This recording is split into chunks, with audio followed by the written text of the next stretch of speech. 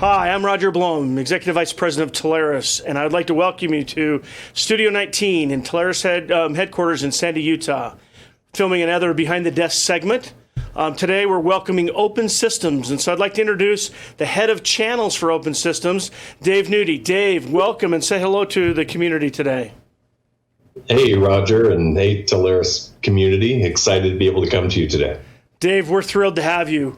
You know, we love these Behind the Desk segments because it gives us a few minutes to talk about what's going on in today's world and some of the things that you bring to this powerful partner community. So we're thrilled to have you. I always like to start these segments with just acknowledging we're living in unprecedented times. We're going through things that nobody's ever gone through. And I love to hear the success stories of companies that are helping their employees through it. Why don't you tell us a little bit about what Open Systems has been doing to make this transition that we weren't ready for, but we certainly have been thrust into? Yeah, we really view it as incredible validation for who we are and what we do. Oftentimes we talk about these, disastrous situations and how you're going to be able to respond to them and what kind of preparedness you have in place to deal with it.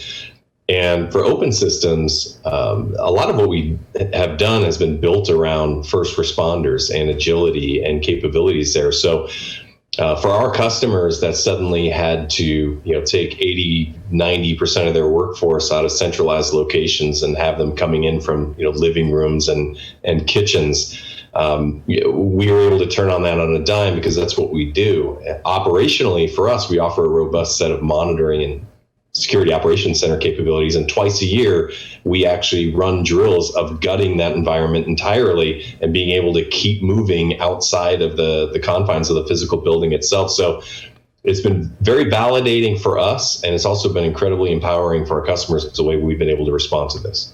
So everything I've heard about what Open Systems is doing has been that same response, that you're ready for it and prepared for it. I didn't realize you'd been gutting your systems twice a year.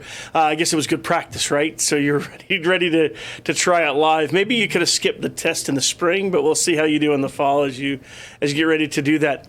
If I'm a partner and I'm sitting out here and I'm thinking, wait a minute, I haven't heard who Open Systems is, maybe we should pause just a minute and just give a brief overview of those services you provide that you just mentioned briefly. Right. I mean, I talked about a lot of very mature things there, and I think that throws them on their heels a bit, which is part of the fun of the conversation, including when you put us in front of a customer, is that you may not have heard of us, but we're a 30-year-old security company founded out of Zurich, Switzerland, and we transitioned from a hardware company to doing security as a service in 1999. So you look at us today, and you have 20 years of accumulated best practice around security, WAN monitoring, management, managed detection and response, and advanced threat protection that has been built around over 20 years of large and medium customer feedback that has made us what we are today. We roll into a customer with a platform of capability that just lets the customer know that you're not rolling the dice and taking a chance on us. We may be new to you, but we are the furthest thing from new. We're actually rolling in front of you an incredible amount of proven best practice right out of the gate, and that's just a great starting point. That's great to hear, and I didn't realize that you had quite that much experience in recurring revenue. That's an impressive number because many security companies have been out there for a while, but they were hardware centric. But having those services is impressive, and it's shown as we've started to bring you into our family and our portfolio. You've been one of the fastest growing security providers we've had out there. Are companies, as they're going through this change, have they forgotten about security a little bit? Or are they more aware of security now that they've sent all their employees home, or like we said, had a fire drill of changing their operation? Are you seeing that more companies are ready, or what's the sales process that a partner should be ready for as they deal with that? Yeah, I think what's really been motivated, and by the way, we've seen this in the marketplace like crazy. So you don't even have to interpret this as Open Systems opinions, but if you're paying attention out there and you're seeing the convergence of these platforms into unified managed platforms, like Gartner created a category around it, and they don't do that predictively. They do it reactively to what's already happening in the market. And then all the acquisitions that we've seen take place of SD-WAN guys, as an example, being acquired into larger technology platforms, that those things aren't happening by accident, that there's real tactical value in having those instead of siloed technologies to having them unified and visible to one another and sharing policy and able to respond, so that when you have 80% of your workforce suddenly coming from homes, which introduces a whole new set of responsibilities around security and the types of things you need to be looking for and the type of detection that you need. If you've built that on brick and mortar and on point solutions, you found yourself in a position where you couldn't pivot well to it. But if you're running cloud native platforms like open systems that have that ability already built into it and allow you to put policy and rule set wherever it needs to be, at whatever pace you need it to be there, you're totally agile to the situation that we just ran into. In fact, we were highlighted by Microsoft in their Inspire keynote address for our ability to do that with a 15,000 user medical research center that emptied and started working remote. The way we were able to pivot their entire security posture. But the other important thing that came from that is when the pandemic hit, when bad things happen, the bad guys don't cut you a break. They know you're vulnerable, okay? And the attack intensity actually picks up. It becomes stronger.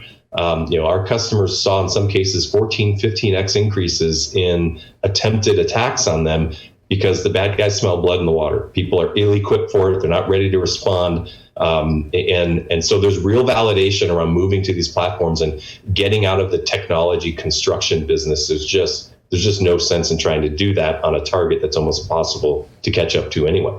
That's interesting. I hadn't really thought about that. And then, while we all love those huge customers, you mentioned some big sizes. What is the size of company that really fits your portfolio? If I'm a partner, I'm going through my customers, what size of customer should I say, this is going to be the perfect size for these guys?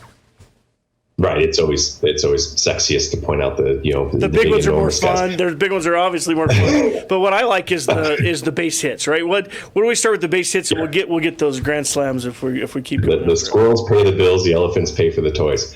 About 500 users and up is kind of a safe guardrail because we are totally agnostic to the network layer. We don't do connectivity. We're not a connectivity provider. We're the ultimate technology overlay. So what that means for partners is that I can do a customer that has 500 users and up in a single location. They can be in 10 locations all in their hometown, or 10 locations to the worst geographies on the planet. But we have all the technology brought to bear to configure around what the requirement is if you have to deal with distance and latency, or if you're hybriding MPLS with an internet connection. The underlay part of it, we don't care. We're totally agnostic to that, which means we don't disrupt that for the partner either. But there is no ceiling on the size of the customer. We closed a deal with a Telarus partner that was 400 users. They had 18 locations, and I think it was just shy of $20K a month right out of the gate on a 36-day sales cycle. And it's not because we're super expensive. We just do a lot more. When we pull in security categories that normally partners are turning around and walking away from and leaving 80% of the business on the table that they should be doing with their customer, even though they're right at the doorstep of the conversation, we are the company that makes that incredibly easy to participate in. You bring us into the room and we will pull additional business categories that are already there and include those in the conversation, which is where they should be today. No one should be out there selling SD-WAN by itself. If you're doing that, you're not paying attention to what's happening in the market, and you're doing it wrong, and you're leaving the vast majority of your business on the table when you turn and walk out of the door. It's a good lesson, right? And I love the size case study, that example of that deal, 400 users, 18 locations. It helps me size in and know where you fit. And I know you can go much larger than that. I've seen that happen. Yeah, really no feeling. That's a good sales tip, right? If you're sitting out there and you're thinking, I sell a lot of SD-WAN and I'm selling it by itself, what am I leaving behind? What can I go gather up? And the demo of that might be really appropriate to have a conversation with your channel manager here. So it's powerful. And our pricing model is on users too. We don't even care how many sites you have, because we're not attached to the connectivity piece. It's how many users do you have and what are you using us for? So the way we price out is always exactly to the level of what the customer needs. It's very, very clean. Easy pricing model. That's great. You know what? That leads me to my next question, which is why the channel? What caused, you've had a long history, probably weren't in the channel all that time. What is your approach to the channel and what brought you to this channel? Yeah, a quick 30-second tangent. When I learned of open systems in 2018, I'd never heard of them before. And when I looked into it and saw what I saw, I couldn't, number one, I couldn't believe what I saw in a platform. I was like, there's no way they could possibly do all this as well as it looks like they do. And I was wrong. They do it. We do it that well. But then how the hell have I never heard of them before? And the reason I never heard of them before is that they were doing nothing in the channel, nothing with partners. There were some fringe agreements that were in place. And having come from another supplier in the channel, having built that previously, I could not wait to get this to Telarus and get this into the channel. It's so perfect for the channel. And it's the way we're going to hockey stick the company, because the partners out there are already doing business with the accounts that we should be doing business with.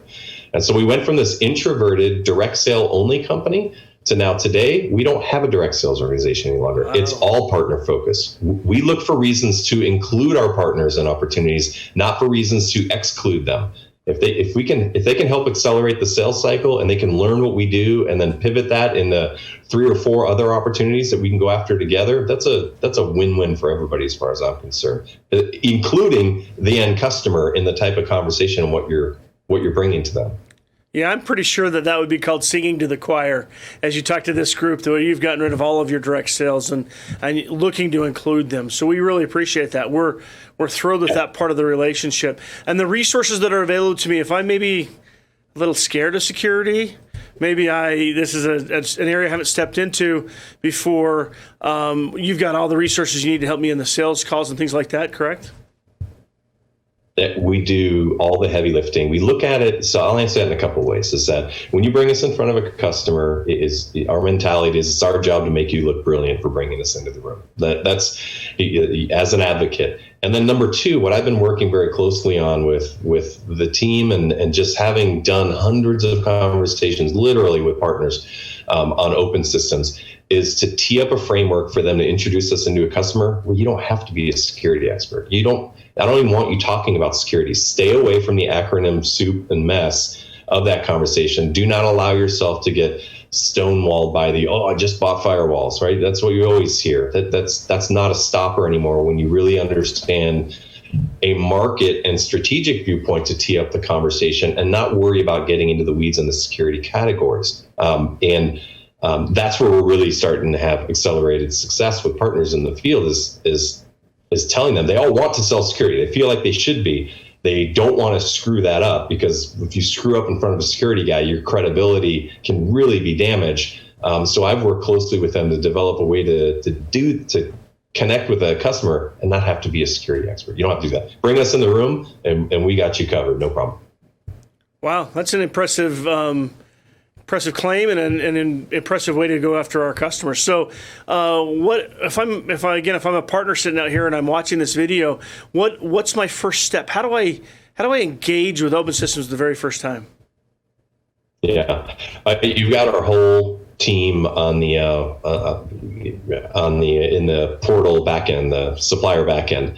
All by regions. You have your direct contacts to your sales resources in your region. You can reach out to me directly, and we will do what we need to do to get you onboarded quickly and help you qualifying what the right opportunities are. It takes our own salespeople a good amount of time to come to grips with being able to present open systems. So I don't expect anyone to sit through a 45-minute overview and then run out and start selling open systems. I'd rather, account map, identify some low-hanging fruit, what makes sense, help you set up the meeting, and then have our team there to do the heavy lifting on open systems around a very relevant conversation today.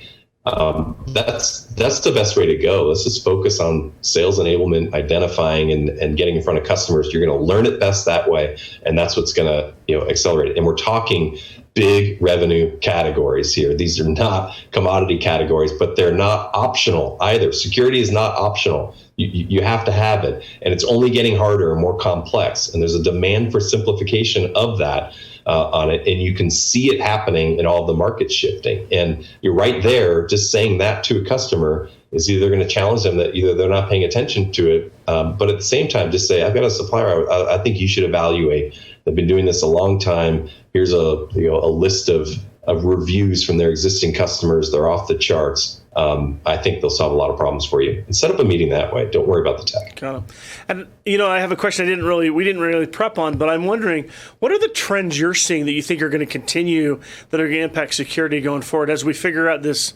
new normal or whatever one wants to call that, or just the advancement in business? What are the trends you think are most important? Yeah, I mean, cloud everything, for one, is that you've got to move this policy to the cloud and deal with platforms that are already there and have the ability to, centrally include that in the environment. And then it's leveraging, I guess there's 3 million open job requisitions for cybersecurity expertise right now that are not filled in the US. Companies can't hire. 3 million open positions right now?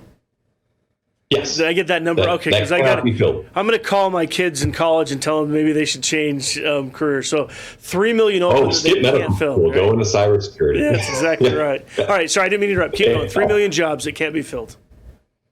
Yeah, that can't be filled. And we have a senior director of product management who's great in front of customers as well, by the way. But I love the way he put it. He said, look, the bad guys are teaming up like crazy to breach you. It's like organized crime. They have online forums, they share tool sets, they share knowledge, they have this huge aggregate of bad intentions.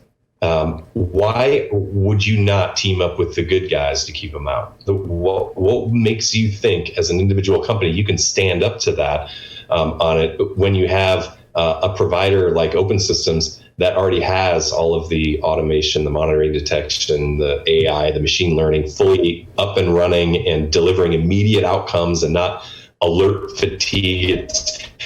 It's when they get a look at us, they start to understand that we don't come in to displace a bunch of people. We come in tools in their hands. I think the CEO of VMware put it great, is that companies are concerned they don't have the right tools. He said, but they're wrong. They have the right tools. They just don't know how to use them. They don't know how to unify them. They don't know how to tie them together. And Open Systems rolls in the room and says, we not only have all those tools, but we've already unified them. We've already tied them together. We've already automated them. They're ready to go immediately out of the gate, and it'll never go end of life, never going to shelf it. It'll only continue to expand and stay up to times with what needs to be done, because that's our responsibility with our customers. Yeah, I hadn't really thought about that. They're teaming up against you. I guess there's probably not a hiring freeze on people that can attack my network, right? They probably don't have the same restrictions as some of the companies we've been going through. So that outsourcing to people that really have that expertise, and if there's that many open jobs, it's going to be a harder and harder thing to deal with. I want to ask one other question that popped in my head, and that is, this work from home challenge. There's a lot of, there's a question about how many of us are going to work from home for how long, and what is that going to look like? Do you see that as a major problem, or are the solutions already in place to help fix that? Yeah, I mean, for us, I think within the first 2 weeks of this, we moved like 140,000 remote users, to a remote on-ramp, and said, we call it mobile entry point. It's part of our solution set. It always has been. But the key thing is that when you use a platform like Open Systems, it means you can take an identical set of rules and policy and performance enhancement and visibility and monitoring and put it anywhere that it needs to be to accommodate any type of user wherever they happen to be, so that everyone passes through the same gateway, if you will, of requirements and authentication and rules and protection from your studio, my home office, corporate data center. I had a sales guy doing a call from the parking lot of Lowe's earlier. No matter where they are, is that we pathway you through the exact same set of rules. It's part of it is referred to in the marketplace as a framework, a zero trust network access, and that's not a product. It's a strategy that just says you don't trust anybody, and that anyone that comes in is authenticated for who they are in multiple ways. They're restricted to where they're allowed to go and when they're allowed to go there, and then they are monitored to make sure that they stay there. And that they don't try to move laterally once they've already been allowed into the environment. And that's all part of the modern security strategy. I think when you look at attack coverage today and what it looks like, there aren't human beings on the planet that can stare at a computer monitor and identify what is a real threat and what isn't. When you consider real attack coverage and the volume, and that it changes and expands every single day, it has to be automated. And that's why, I come back to those 3 points: that technology is hard, technology is not enough, automation is not optional. if there's a agreement and plenty of evidence around that, if you disagree with that, you're just not paying attention. But agreement to that conversation means if you bring in open systems, we have one hell of a conversation for you. And what would you say to somebody that maybe is a little, I don't know, naturally hesitant because that's not their area? Why should they invest in learning this and learning with open systems about going to their customers about this? Why is it so important? Yeah, I've dealt with some very mature partners out there. They've been at this for 20, sometimes more years, and they grew up on connectivity and then gradually UCaaS and gradually hosting, et cetera. And what I found in talking with them is a couple of things. Some of them are really extreme. They'll even say to me, I don't care if I never sling another circuit again. I want to get into security and hosting and managed services. And part of the reason that they want to, circling back to your question, is that they found themselves playing defense in accounts that they have owned for 10 or 15 years. Because other people are coming in and talking about these categories without them. And they're starting to eat into what has historically been their most reliable base of business within these accounts. And when you bring in an open systems and you get into these categories, I think something people don't, I may have mentioned this previously, but I'll go just in case, I'll mention it again, is that you put that competitor barrier behind you. That is very, very difficult to get around, because now you're having this much broader suite of talking points on it. And so aside from, there's a heck of a lot of money to be made. You will double, triple, sometimes quadruple your spend participation with the customers you already have if you get into these conversations. But beyond that is you're doing the right thing for your customer, and you're putting a competitor barrier behind you that leaves almost no space for somebody to come in and interfere with a relationship that's your most valuable asset. That's powerful, right? If you think about being able to grow that book, but also protect it from somebody else that's talking to them, that's a really important part of it. You know what? If I'm a partner now and I'm excited because I heard you say that, what are the steps to join the program? How do I get started? What is my next step? Reach out to us. I mean, we've totally got on lock now our ability to give you a quick overview on the meaningful conversation talking points. I've got mountains of collateral that I don't want to bury people into, but it's all available and mature. We have the operations to show customers is that you show maturity, and we're a unique conversation, right? I love the fact when I go in front of a customer and like, open systems, who are you guys? That's the favorite thing that I can hear, because I know they're not going to believe. Like when I went in and showed this to Lupresto when we first got started, when I was in the conference room, just he and I, he was leaning back in his chair with his hands behind his head when I finished showing him what we did. And before he answered me, even if he remembers it or not, I'll never forget it. He sat there and stared at the screen, and then he looked over at me and he said, "Holy shit, this is way more than I thought. I thought you were." I mean, he thought we were another SD-WAN company, and yeah, we have SD-WAN features that are built into the networking side of it, but we are a killer security company, security model, completely refined and matured and global with all the certifications that you could possibly want, that also does the routing stuff. We were doing this SD-WAN stuff in 2008. We just didn't know we were supposed to call it that back then. That was, it was 7 years later, somebody created a category on it, probably Gartner, reactively to what was already happening in the market. And we were part of what was already happening in the market on that as well. Yeah, and in case you're wondering who Lupresto is, if you don't know, Josh Lupresto runs our VP of Engineering. For those of you out here that might be questioning who that quote goes to, as we change the title of this segment to match Lupresto's reaction. We were talking before we started today about your relationship with our engineering and our biz dev team, Dominique and Singer, who runs our security practice, as well as Josh and his team. Why don't you tell us a little bit about how well that works together and why that's so important for partners? It's extremely important that they understand when's the right time for open systems as a qualification engine, because I know how valuable they are in the field to the sales agents as a technical resource and guidance, and narrowing down the selection of who makes the most sense based upon this set of requirements or this RFP that came across or what it happens to be. So we invest, a very good amount of time in educating the technical team as well, and making sure they're engaged locally with their counterparts on the sales engineering side from Open Systems, so that they're a soundboard for one another. I mean, an SC for Telarus has 170, 190, whatever the number of suppliers is, and you can't be a master of all. You're trying to provide some high level guidance without getting super dirty in the deployment phase. So we're doing our best to make sure that they know when the right time is, to bring in Open Systems. And I think we're doing a pretty good job. I think we've got some strong advocates in the field that I appreciate like crazy. You absolutely do.